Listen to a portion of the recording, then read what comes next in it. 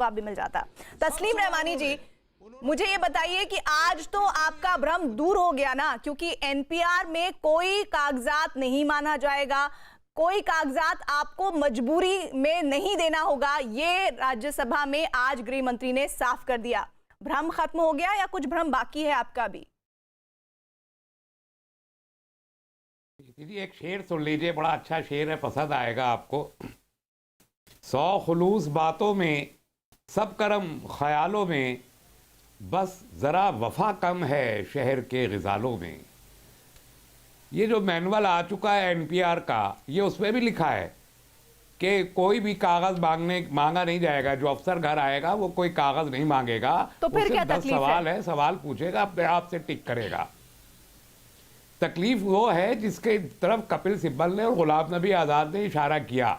वो अपने घर में जाने के बाद एक सर्किल अफसर लिख के भेज सकता है कि इस सवाल का जवाब दे, मुझे शक है, और शक में डाउट नहीं। लेकिन इस पर भी अगर आपने सुना हो तो गृह मंत्री ने ये भी तस्लीम जी कहा ना कि डाउटफुल नहीं लिखा जाएगा, नहीं लिखा जाएगा, नहीं लिखा जाएगा। उन्होंने कई बार दोहराया और उन्होंने कहा कि खास तौर पर मुसलमानों में सीए को लेकर, एनपीआर को लेकर जो भ्रम फैलाया जा रहा है, ये खराब बात है, ये गलत है, इसको दूर किया जाना चाहिए। और क्या कह सकता है देश का एक गृह मंत्री अपने देश में रह रहे लोगों के भीतर विश्वास जगाने के लिए? गृह मंत्री जी को ये भ्रम है कि ये भ्रम सिर्फ मुसलमानों में है। ये सिर्फ मुसलमानों में नहीं है भ्रम, देश के तमाम गरीब तबकों में ये भ्रम मौजूद है। वरना असम में, मेघालय में और मणिपुर में जो कुछ हो रहा था, अब भी हो रहा है, उसका जिक्र भी वो कर देते। तो वो भ्रम, और आज भी डी के मामले पे उन्होंने कहा कि आपको जो समझना है मजीद चीजें मैं एनपीआर पे यहाँ नहीं बोलूंगा, आप आइए मेरे चैम्बर में बैठ के बात कर लीजिए। तो डाउट क्लियर करने अभी यही तो क्लियर करना चाह रहे हैं हम कि अगर कि एनपीआर की बात हो रही है तो उसमें कोई धर्म की बात नहीं है, तो फिर आप लोग क्यों उसमें धर्म विशेष को टारगेट करने की बात कह रहे हैं?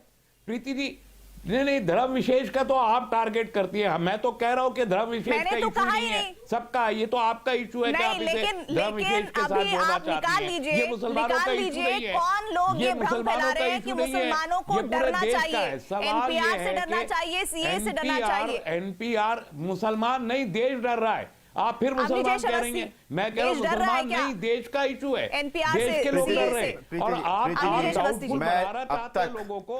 तस्लीम जी सुन लीजिए, ये डर किसके भीतर है और कौन इसे फैला रहा है, सुन लेना चाहिए। प्रीति जी, मैं बीच में किसी के नहीं बोलता और मुझे लगता है कि मेरे बीच में भी कोई नहीं बोलेगा।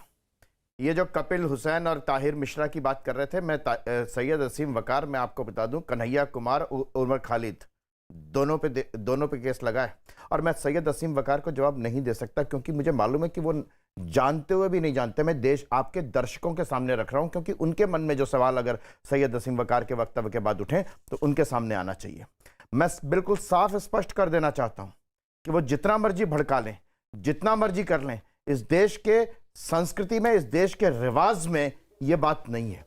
जिस अंकित शर्मा को 400 बार चाकू मारे गए, वो क्या समझते हैं वो सामान्य बात है? आप जितना मर्जी ताहिर हुसैन को कर लें, इस देश की जनता इसको भूलने वाली नहीं कि जिसके देश पे जिसके मकान की छत पर पत्थर पड़े हो, एसिड पड़े हो, गुलेल फिट हुई हो, वो आदमी मासूम है।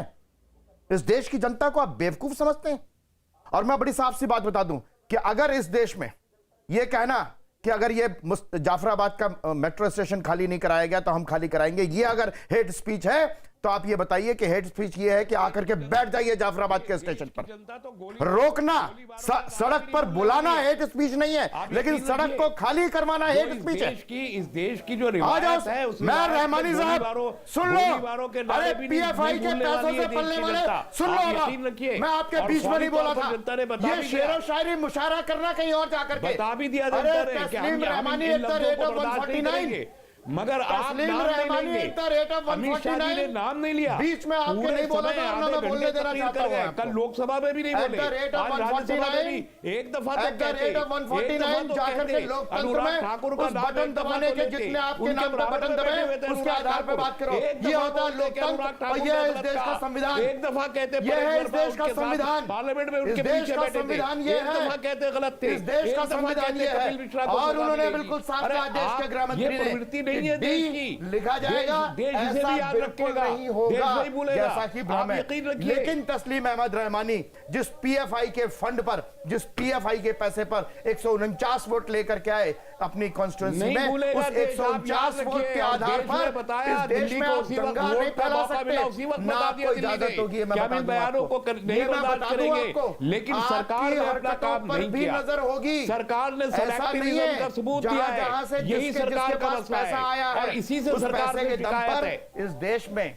अगर आप कर लेंगे, आप जानते हैं कि इस देश की मीडिया के एक वर्ग ने, एक पत्रकार कहे जाने वाले व्यक्ति ने क्या कहा?